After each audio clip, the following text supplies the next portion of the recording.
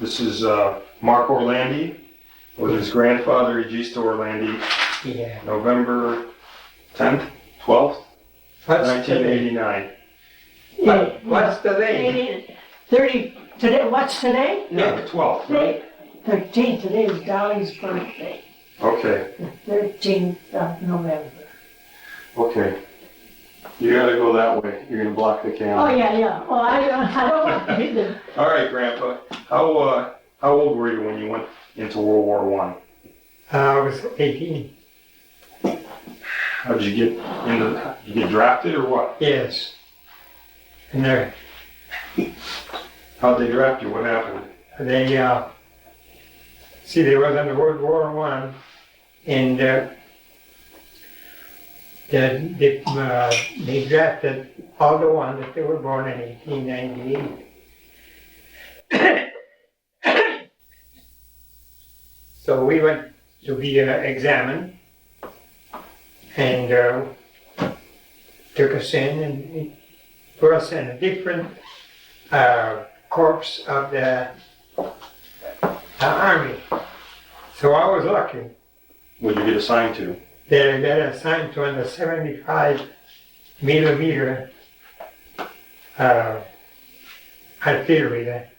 artillery, and I was sent at city of Commune, the 4th Regiment, and I was the 4th Regiment of the artillery at Commune for March, April, May, 3 months.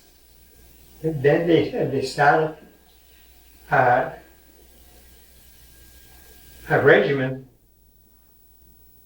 for the 149 millimeter shell of the cannon. But we didn't have the guns.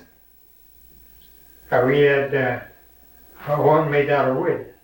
So You had fake guns? yeah, fake gun, just to instruct us. And with that one, of course, we were sent, the 8 of us, we were sent at this new regiment as a prize, because we never went to the doctor, we never were sick, we never were punished. We're good students, good leaders. So they take us out and they divide us, one on each battery. The battery that I was, see, when I was the first one I went in, I was on Regiment 4. After that I was 9. And I was in the battery, the company. See, in artillery, you don't say company, you say battery. So I was in the 128. And we were instructing on 3 hours in the morning, studying the horse. And we had 3 horses. And then we went down to the river fall of Cremona, just not even a mile from the Po River. And down in the sand of the Po, to walk and run. And then get on the saddle and walk the horses, trot, and go on in the sand. And every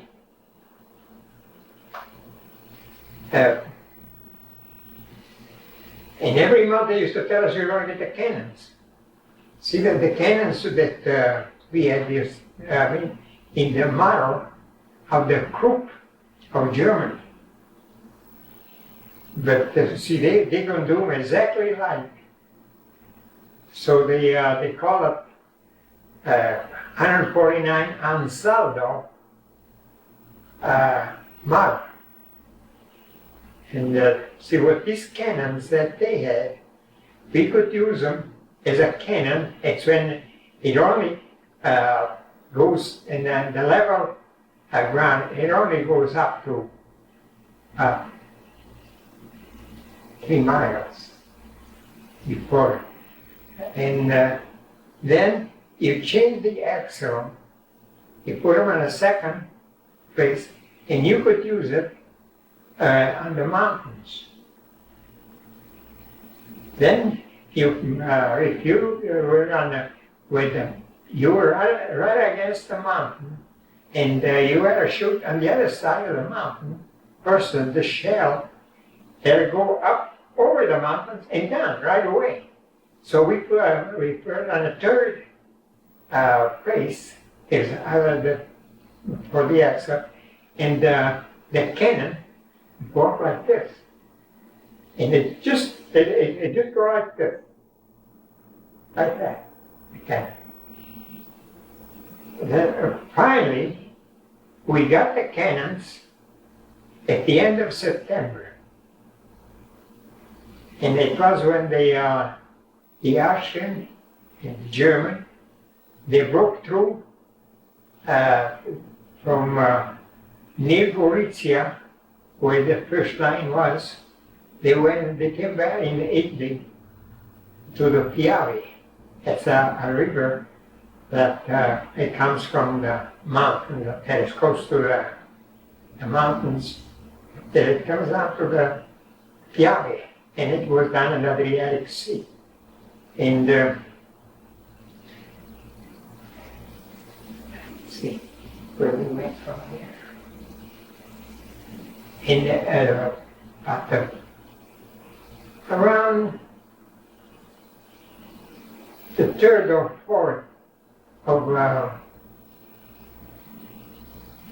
September, November, we were sent to in the war zone. So you had been like, how long were you in before you actually got into battle? Oh, we started to shoot right away the next day. And we had to make a platform in the ground, the cannons, and then we shot travel, because we were close. And when we got up there on the first day, we got in this position, it was getting dark. And of course, right away we were put to work to make these platforms in the ground.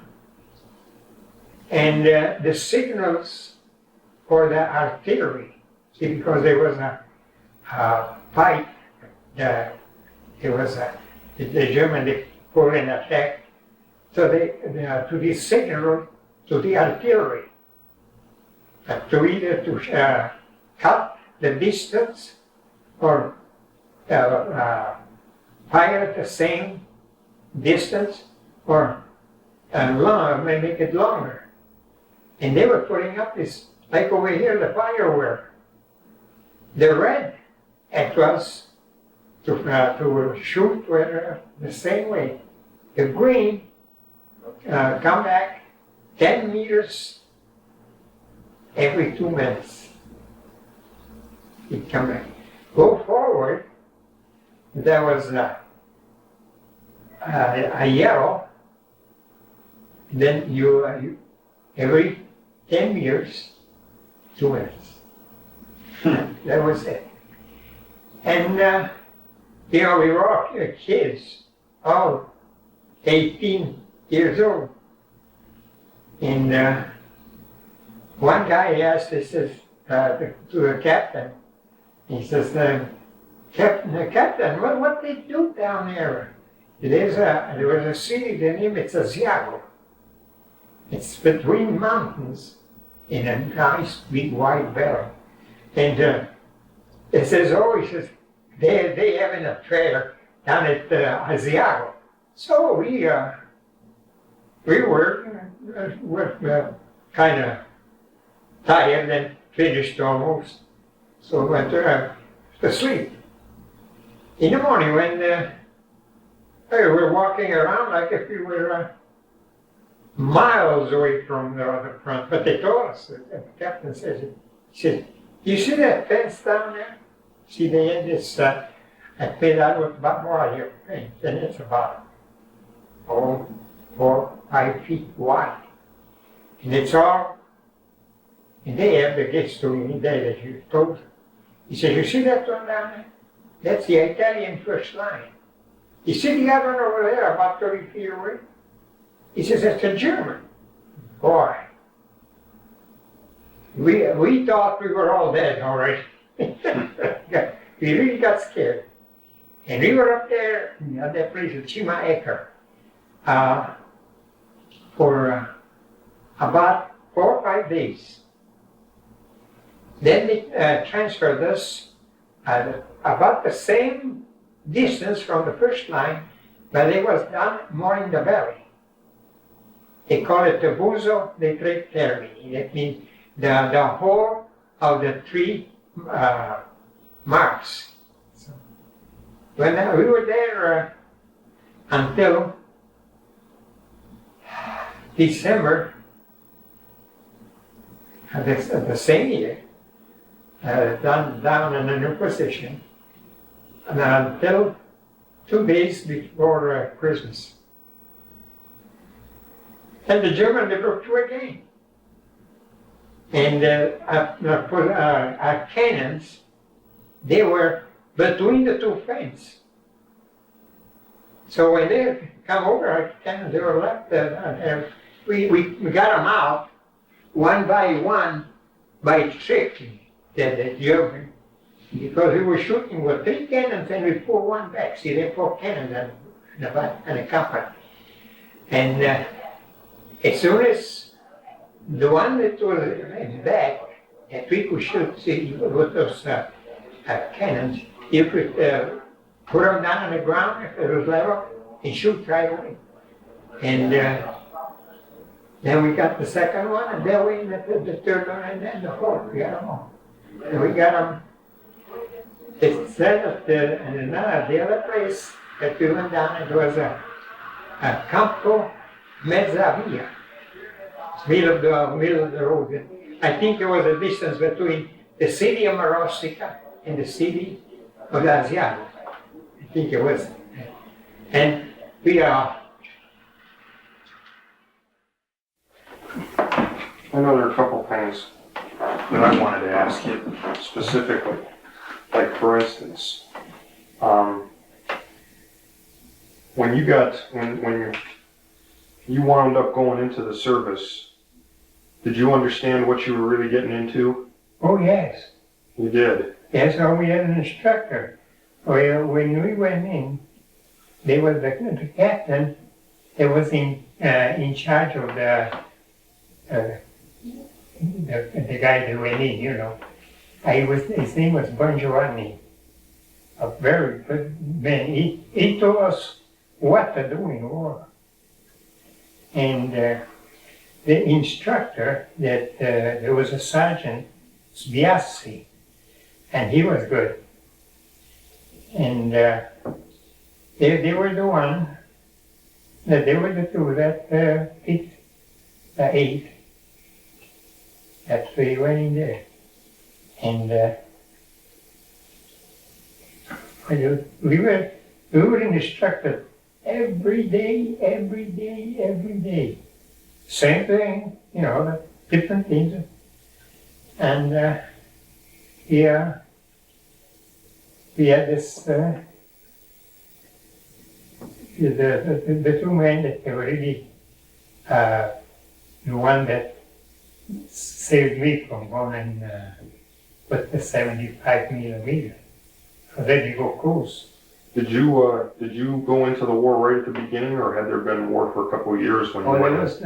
The war started in 1915.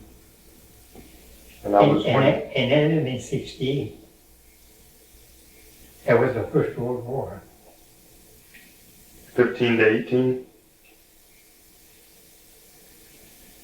And there was battles going on. The Italian Army and Navy, they were doing very good, especially in the land. They went as far as that river that's next to the city of Gorizia, Isonzo, in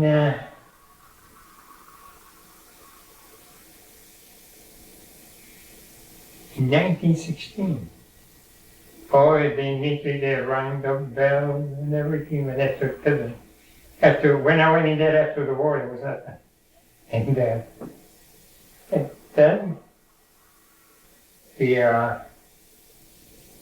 after we got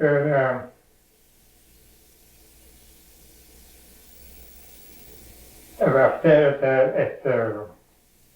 this Campo de Mezzavia, and we were there for about 2 months. Then with airplanes, the Austrian, they caught us, but we were firing. Otherwise, when the airplane was coming over us, everybody stand still. If they couldn't tell whether a person or if it was a stump of a tree, they couldn't make it because they were taking the picture from above, down. But they got us all right. And boy, every time we would shoot once, that's all we had to shoot with one cannon. About 2 minutes after, we got it back, the Austrian. So we had to move because we had all the ammunition there and everything. And they sent us down at the other side of the mountain where the river Brenta is. And there was the mountains there, they're like this. We were down, but halfway up the hill, and above us there was a mountain coming over like this. I could look out, it's going to fall over us. And we were there until May. Then from there they transferred us down in the Basso Piave, it means close. They were down in the plain near this river and close to the ocean. But the ground is so saturated with water because it was raining all the time that the big shells, they went down so far that you only hear the noise. Just a little like go, oh, up way down because they were so far down. Instead, the small one, like the 75 and the 102 and 105, see, they're smaller. They would explode when they were about 2-3 feet on the ground. In about 15 minutes, those holes, they were full of water. And inside of no time, it would clear up. And we were there from,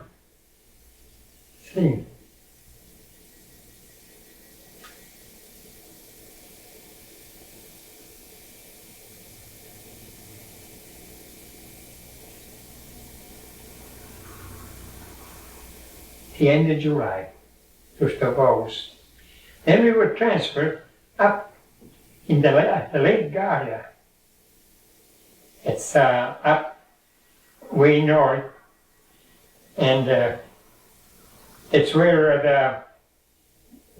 the road is level along the Lake Garda until the village of Desenzano. Then from there it started to go up. To go up with the horses. Of course, they had to carry they had to pull the cannon, and it was 42 tons.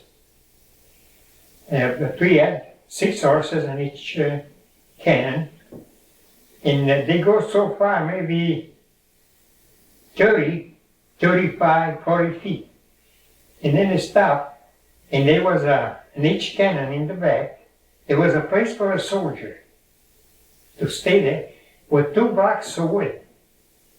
When they start, they start, he would take the 2 blocks of wood and put them next to him.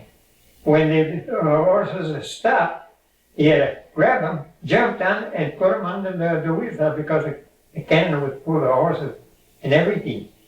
And we won that for 4 days, 4 nights. And sleep wasn't there, it's all was to it a little bit.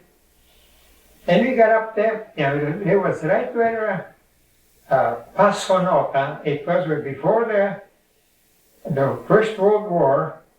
There was the boundary line between the Austrian Empire, it was Vienna, and and the guards of the Italian guard. The building that the Italian guards, they were up there because there's no trees. The only one that was done by the house of the guards. There was 3 or 4 of these big trees, but there was a building up. The Austrian, on the other hand, it was underground. And we were just past the position, it was just past the Austrian guards before the World War.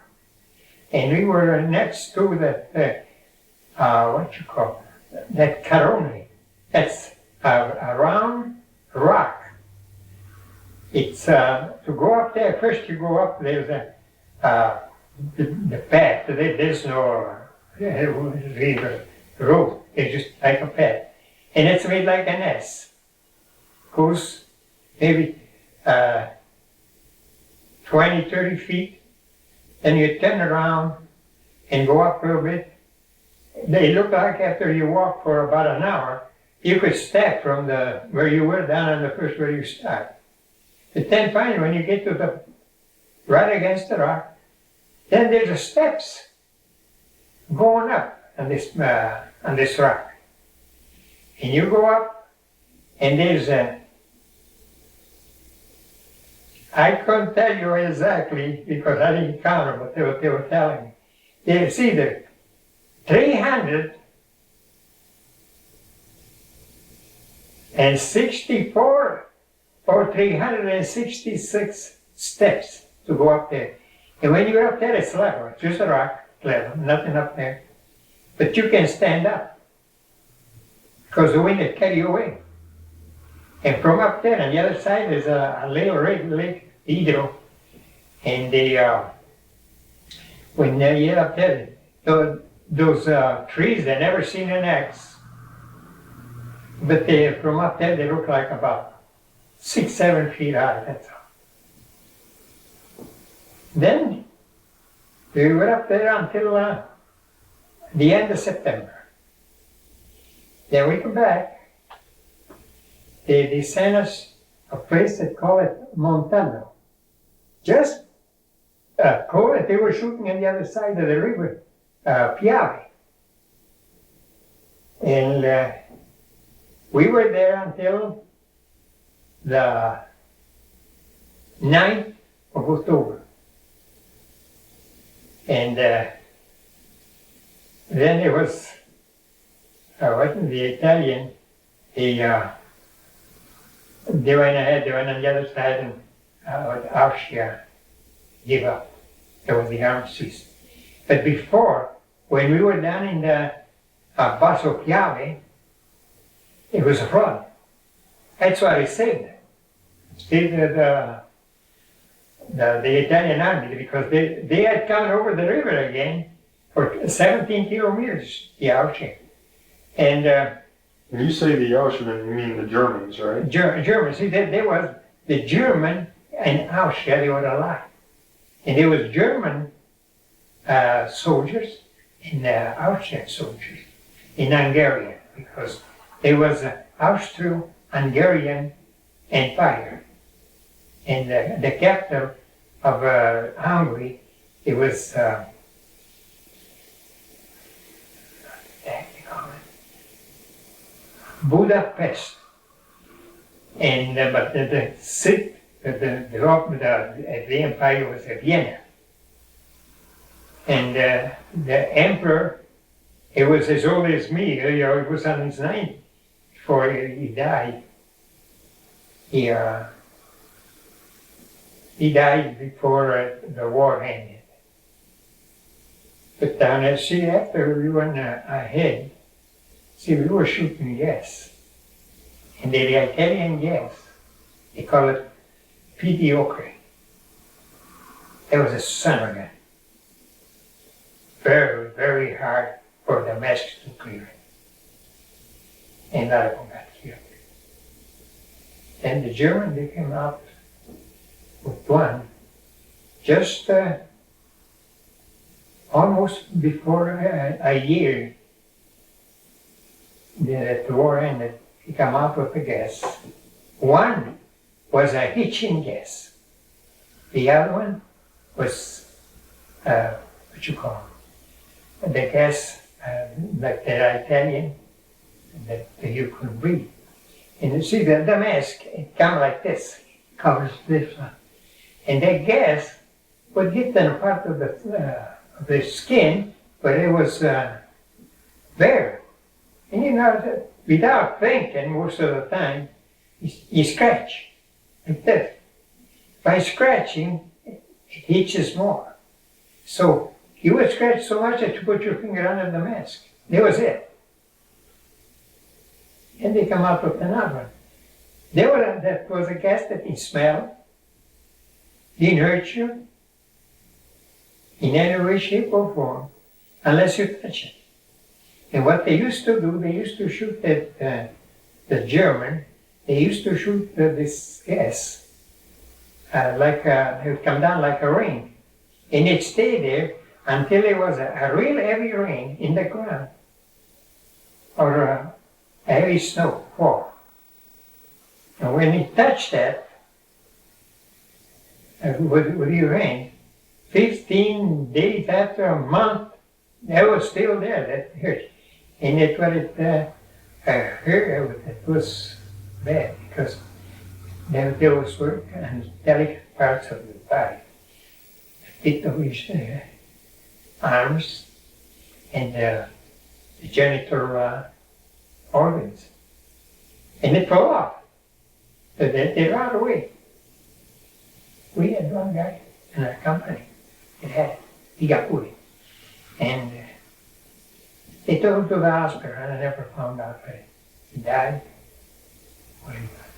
But if you were, if you would have the thing to wash your hands before you touch yourself, it was all right. So they came out with, grease, Vaseline, anything greasy would stop it. So we used to grease under our arms, between our legs and down, and they had a thing made like the athletic support. And then you're safe.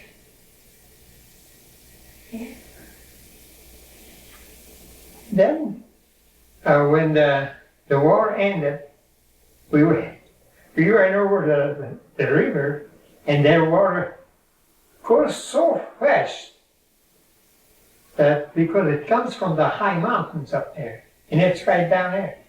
And they made the bridge with boats, like fishing boats, but they made for that.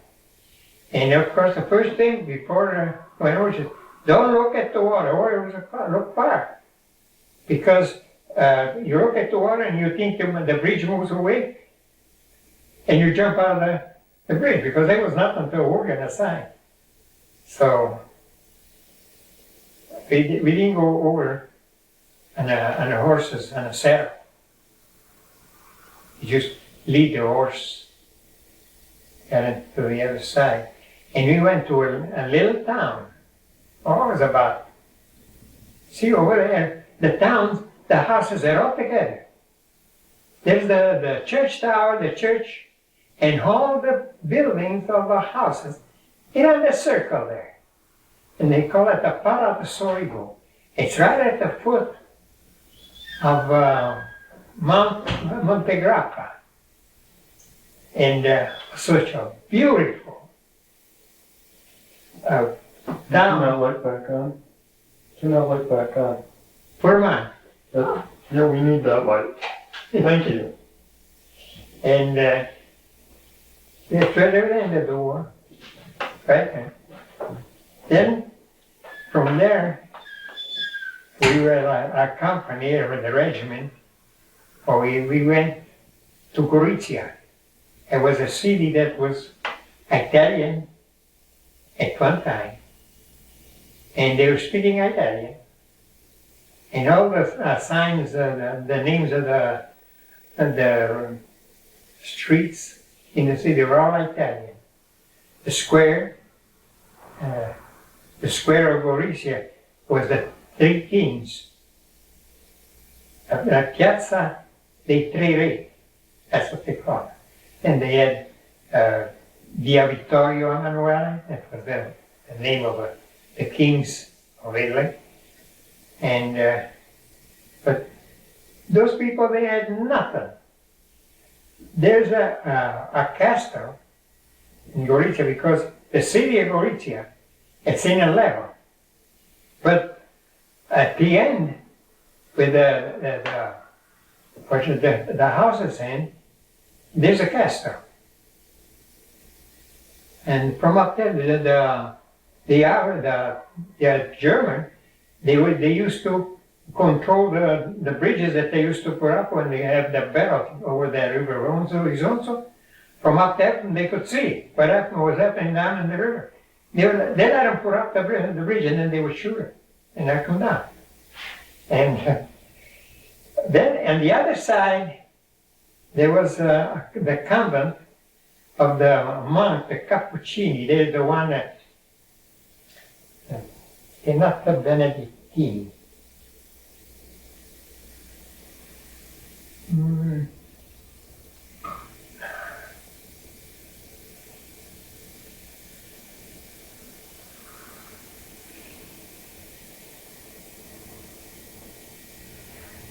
Passionisti.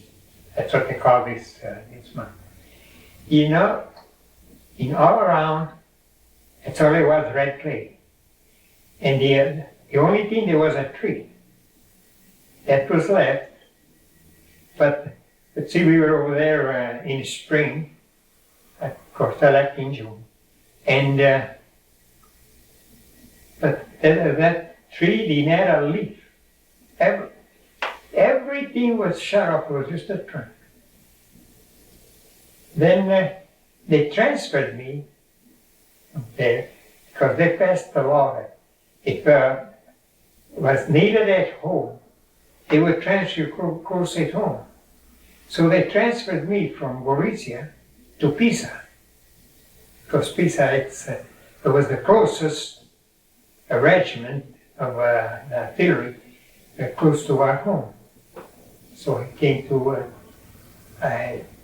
Pisa, and they put me in charge of the one that they work in the offices, the one that but they fixed the saddles and all the harness for the horses. I was in charge of that. That was nice because I used to go out from back to the buildings where we were stationed. I could go back. There was outside. It was all like orchards and things like that. And I go down to the building, Barbaregina, that's what they call it. And then they changed it again. That any soldier that he was the only son of a widowed mother, I'd be discharged right away. So I was discharged December the 28th, 1919. And I came home, and I was home until the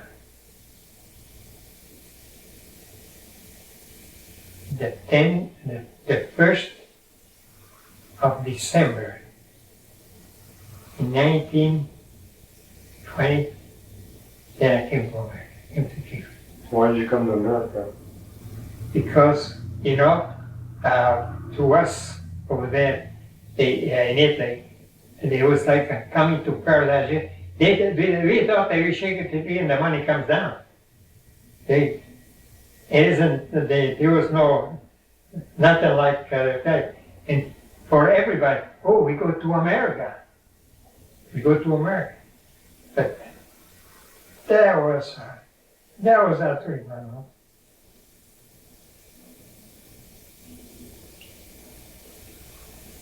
That was the last time you saw your mother?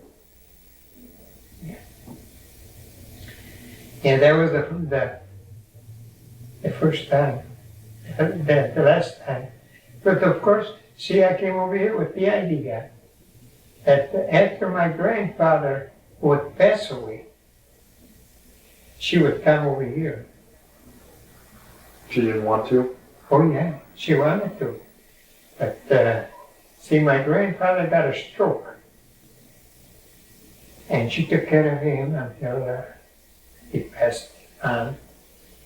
And then she wanted to come over here, made all the papers and everything. And the doctor at the American Consul, I won't sign the paper because she had a fistula. My mother, she had a fistula right here in the neck. And they wouldn't let her come. And she was operated, and it turned into cancer. You didn't have any brothers or sisters, huh? No. No brothers, no sisters. And my father died here in Alaska in 1917, 2nd of April. Why was he in Alaska? I had to work up there. He was superintendent of a mine. He was a smart man. He was no good. He used to like to gamble and drink and things like that. But the little boat got squeezed between two icebergs, and they were drowned. What was his name? Yaju. What was your grandfather's name? Peter. My mother was Isabella. So did you come by yourself to the United States? No, I came over here with my uncle, my mother's brother, and my mother's first cousin, and you know Sergio I don't think so. and Bruna. No. They lived down in Vineyard with their father. See, their father was 3 years older than me. And he came over here. And I wasn't seasick. Never. We got off. See, we were in the cabin one night. They were sleeping, you know. And I was sleeping on the top. My uncle was sleeping below. And they could hear that boat go, I told my uncle, I said, it's not seal. And I tell you, I call it seal. I said, seal, how far do you think before we get down to the bottom? I said, by the time we get to the bottom, we don't have to worry no more. And then he told me. Then he started to laugh. See, because he had made 2 trips already, over here and back. And we landed in Canada, St. John, Canada, way up north. And we took the train, and we started was in the afternoon from up there. We got on this train, traveled all night, in the morning when I woke up, I look outside from a train, you know, and it's all I was, trees, but you couldn't see on anything alive. No animals,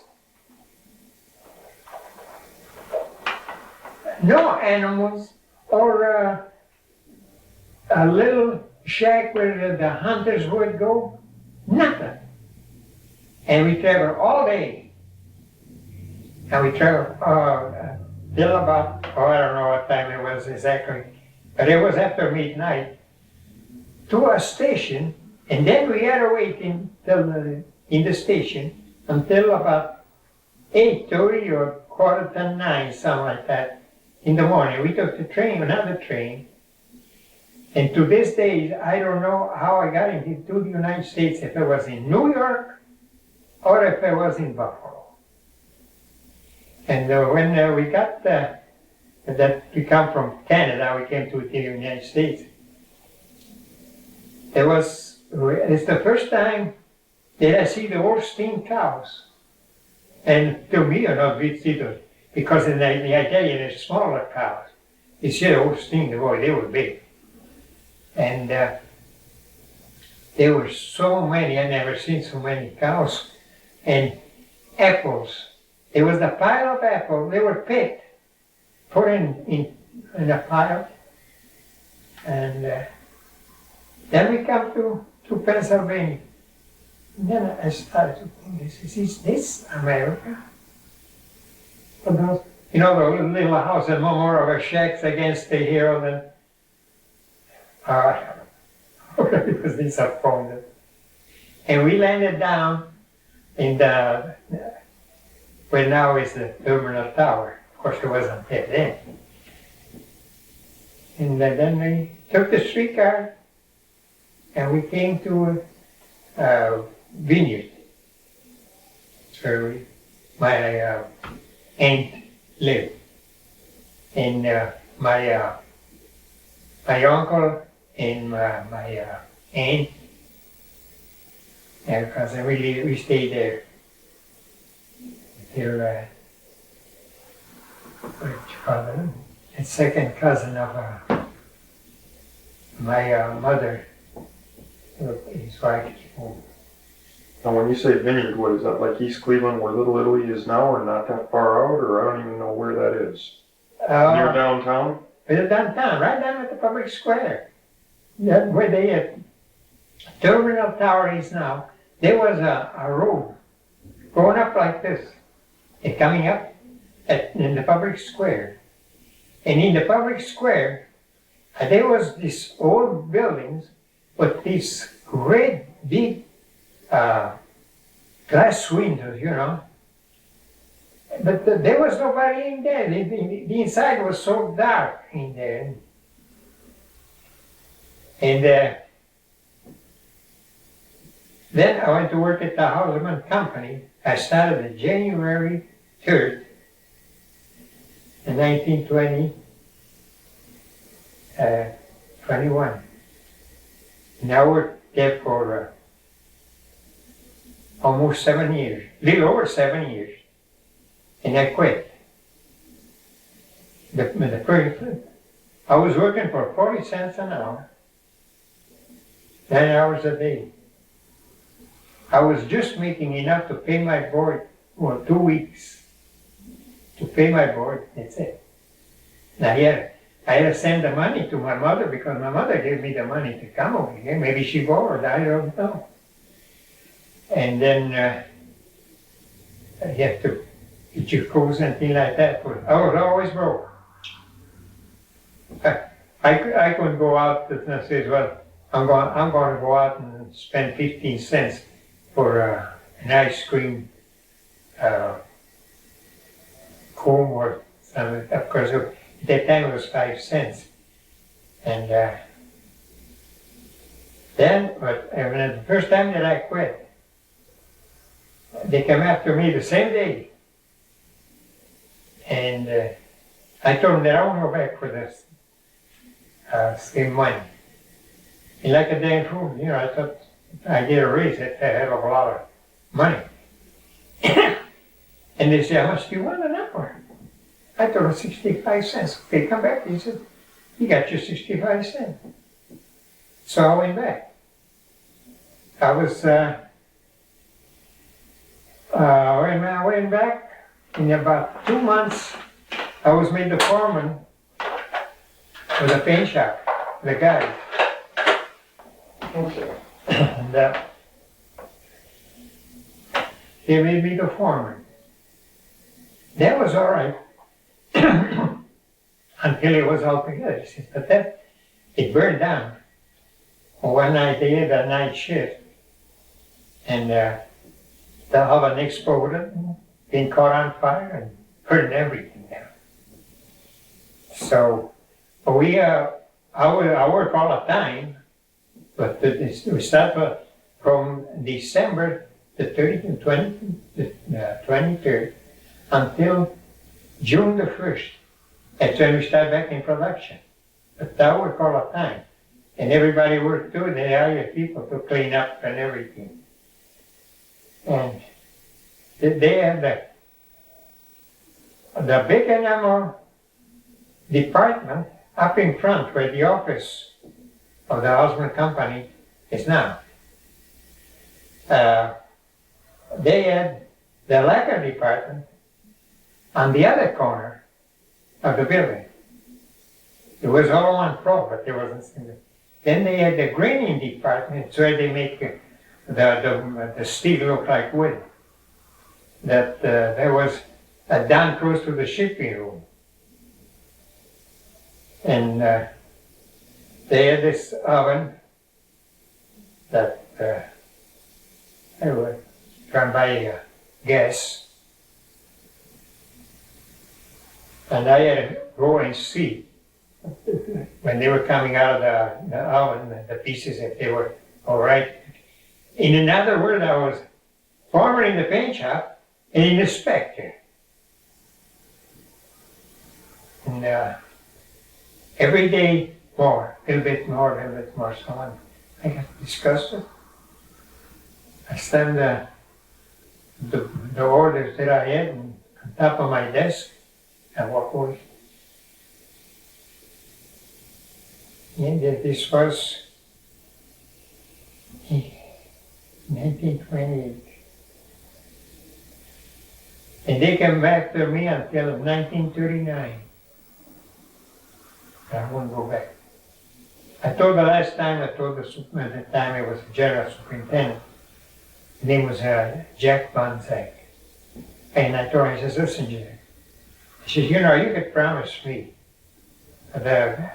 the world with the solid gold around today. Tomorrow when I would come back to work, it'd be the same sweatshop back in Alabama. So I said, that's the end. You don't have to bother no more. Don't come. That was it. And I started to work on the body shops and paint cars. But that's hard when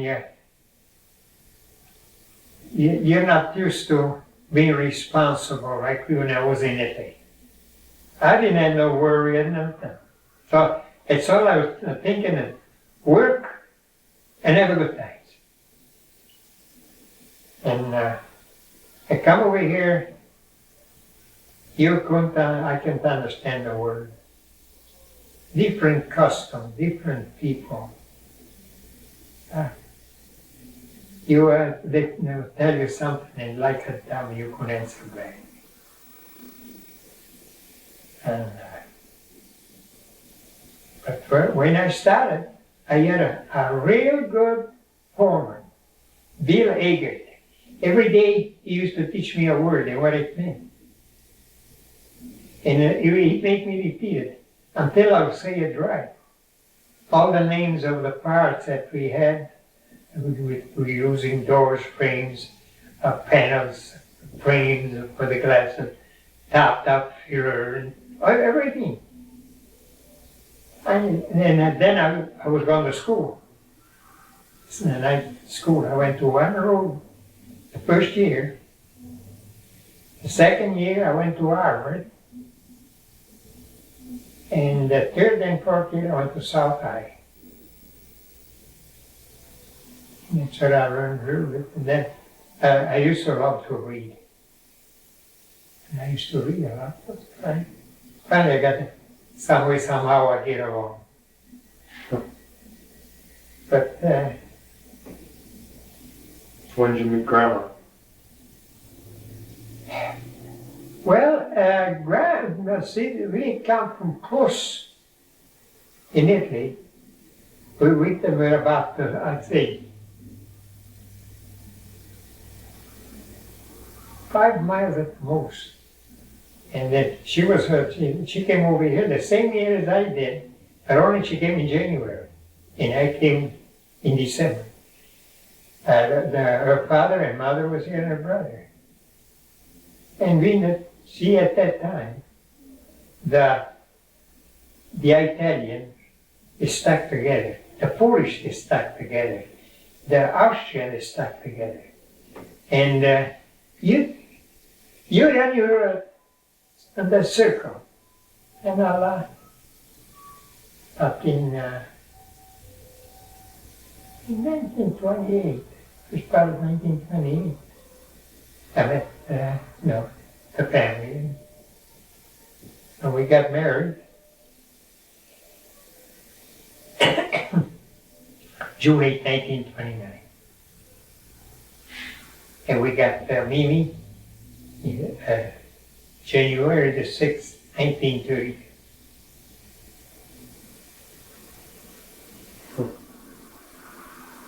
Her brother was Uncle Ugo, right? Yeah.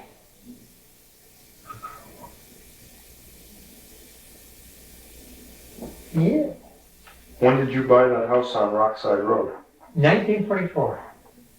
Where did you live before that? We lived there.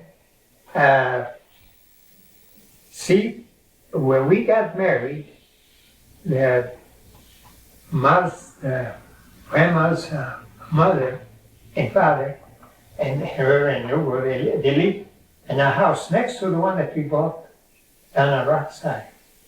So we stayed up there. But then, when the Depression came along, nobody was working but me. Ugo wasn't working. Father didn't work. So I was the only one for some way, somehow. And we used to live down on Rosewood, that's where Mimi was born. But we had 2 rooms, and the old house that we bought, we were paying rent, $10 a month. And we had all our furniture there. And we go down and during the day she would be up there with her mother and do the work up there because we ate the peanut there. And then at night we go and sleep down there. After we got married. And Norma went to Italy, or I think she went away in June, and she came back in September. Oh, the same year? Same year. What did she go back for? To visit. I wouldn't let her spend the money. She went from here over there by her sister and her mother, just to go over there. She didn't go any place. The only thing that she seen of Italy was going by with the train. So I say, I wouldn't let her spend the money.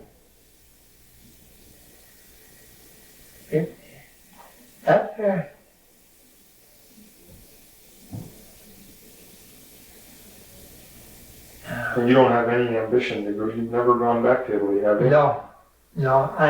I always said that I would never want to part with my mother again. You used to, before the house was moved, you used to have those medals in here that you got. You know what I'm talking about? Yeah. That were on the wall? Yeah. You still got those? Oh, yeah. Well, you don't have to get them out. When did you get those? Oh, that was when I was in war. I got See, when the Austrian and the German, when they came, there was 17 kilometers at the first time. We were up at the Buzo de Termine. We took the cannons, but we had the ammunition. We couldn't do it. So we had to go up at night to get it. Because the ammunition was scarce. You couldn't waste it. And we had over 7,000 of this. We had the Granata, it's the big one, the tall one. The weight is the same in all of them. We had the Granata that went down on the ground and blew up the gas, and the same thing went with the gas. And we had the shrapnels. So they picked one corporal major to go with the soldiers, but 20. See, because we had to leave so many men down where the cannons were in case they would have to shoot. See, we could take all of them. But we had to go at night. We had like quarter halls, around white, because the snow was up at there high, maybe more. And when you're in the snow, if you stand still, nobody sees you. You're white. So, and it was on the other side of that Italian fence. And so I told my buddy, I says, you watch. My name is going to come up, then I'm going to go. Oh, he says, oh, you. He said, you want to go? I says, heck no. He said, but if I have to go, I won't say no either, because I don't want to get shot by the Italian. So, sure enough, kind of the head of this 20 guys, that's Caporal Maggiore Egisto Orlandi. I don't want to see it. So every night, as soon as it got dark, we go with these 20 men, and then we got them from the infantry. And we went up there 4 nights. And we got them all up. See, we were taking this ammunition from the pile that we had, put it on our shoulder, and take it down. On the other side, there was the truck. And load the truck in there. And then when they was full, when they were full, they would take them away. And until the morning before the day break. And when I come back, I watch this friend of mine, name was Paita Sabatino. And he told me, he said, well, they ought to give you something for going up there. And he says, yeah, but if they gave it to me, about the 20 soldiers. They were dead too, like I did. And maybe they done more work than I did, because I was watching around, kind of. And then I was called India over there at the tent where the captain was. And he told me, he says, how'd you like to go home for 2 weeks? Oh boy. Boy, was I glad.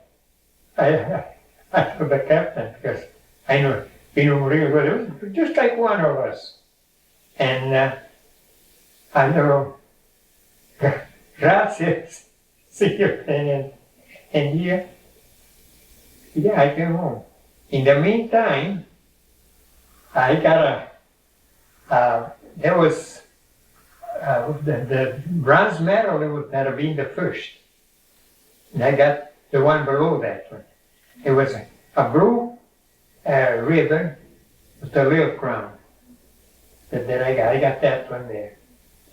And the other one, when I have, they give it to me for being the best to point a cannon.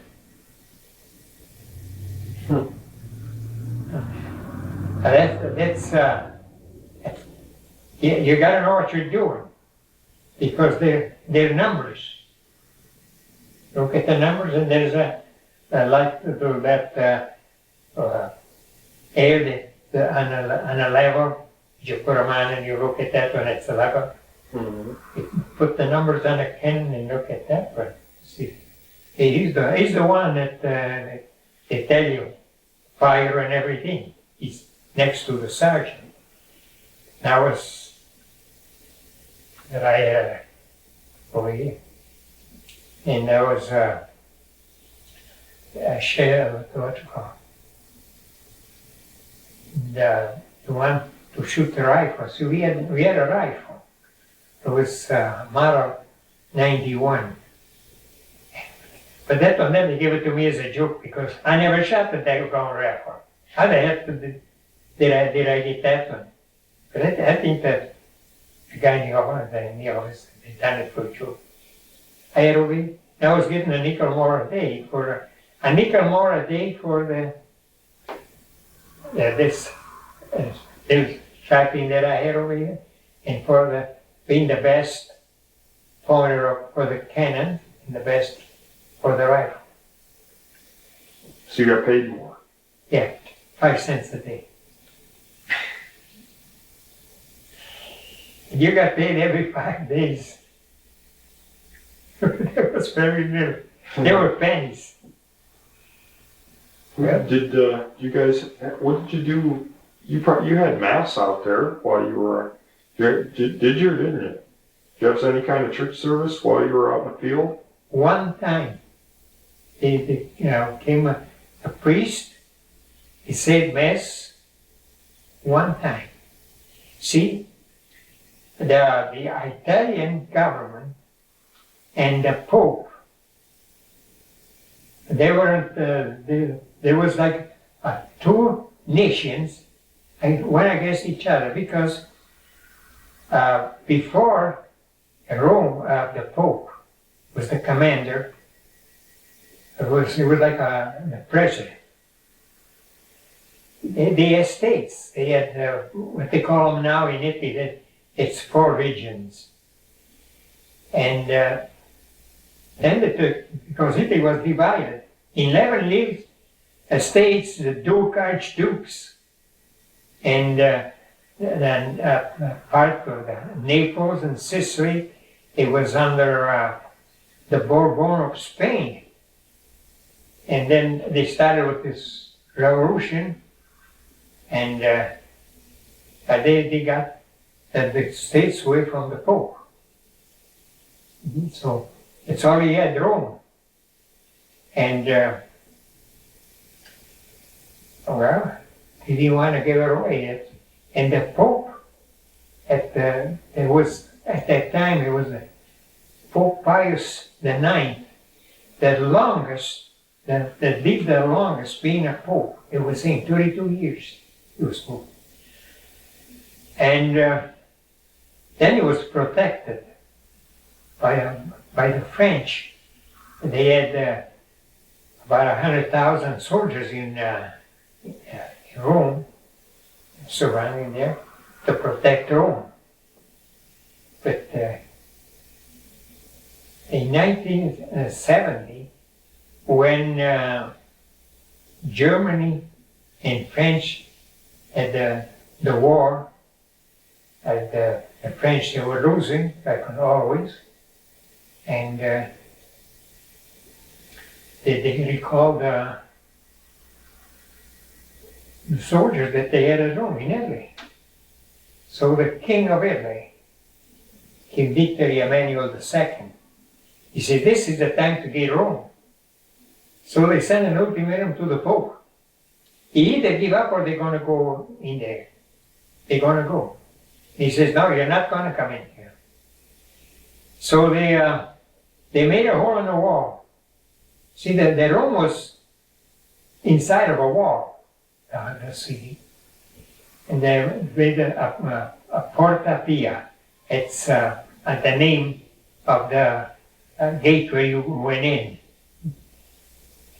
And they got home. So the Pope didn't want to give up.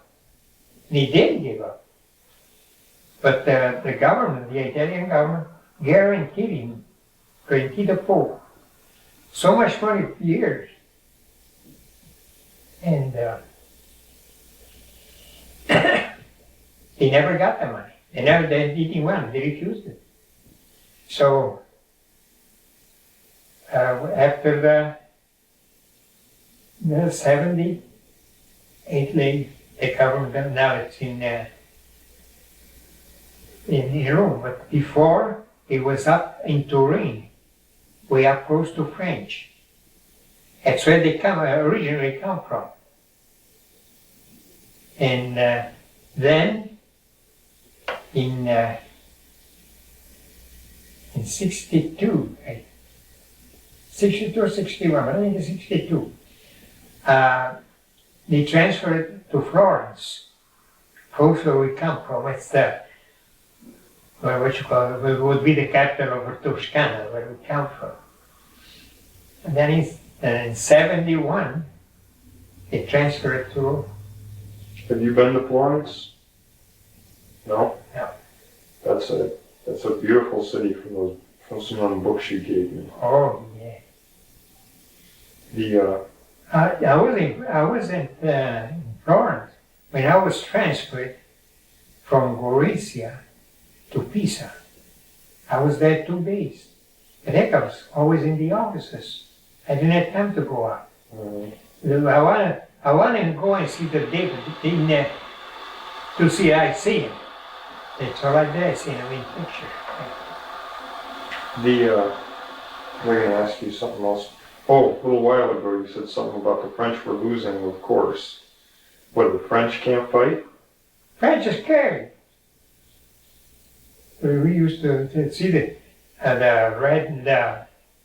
French general. I don't know about the Commune or anything like that, but I know the French. They have red pants. And they made a fun, and they say that they got red pants because then they couldn't see the stain. Oh. Yeah. French lost all the war they went on. Germans were pretty good fighting men, though. Oh, talk about the chemists. They are smart people. Oh, they are smart people. What do you think about what's going on over there right now with tearing the Berlin Wall down? They cannot get to Germany divided. There'll be something that they not right away maybe, but something is going to happen. It's going to happen just like with the wall. All at once, there'll be one government.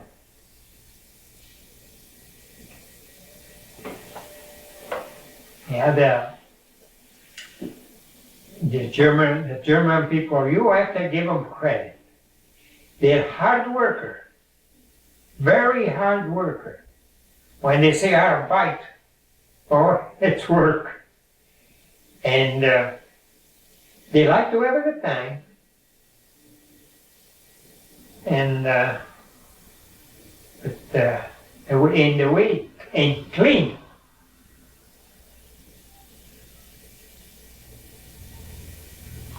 You know, we bought on our rock side a German, and a lady that she died in our house. We kept her. She died from cancer. But she used to say that her father, he couldn't get over that over here everything is so beautiful. He says in Austria, he says, you go in the Black Forest, you don't find a stick. You don't find nothing on the ground. As soon as a stick falls with somebody, that pick them up and take them away.